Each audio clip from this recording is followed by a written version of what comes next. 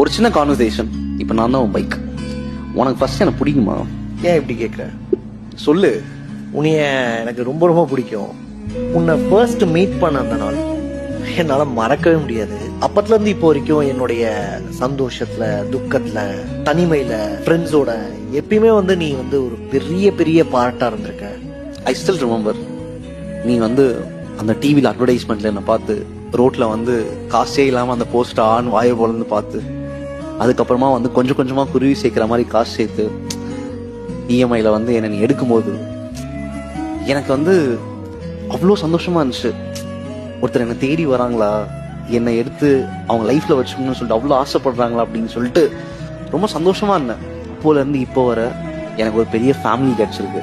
நீ என் லைஃப்ல வந்துட்டதுக்கு அப்புறம் இதுக்கு மேல எல்லாமே சூப்பரா நடக்க போகுதுன்ற ஒரு நம்பிக்கை வந்துருச்சு. ஸோ நீ இல்லைன்னா என் வாழ்க்கையில நிறைய விஷயங்கள் மிஸ் ஆகிருக்குன்ற மாதிரி தோணுது.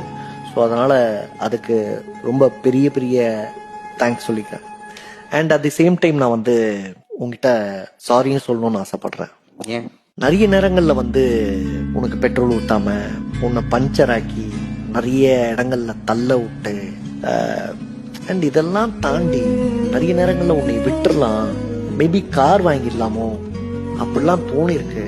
அதுக்காக சாரி சொல்லணும்னு தோணுது.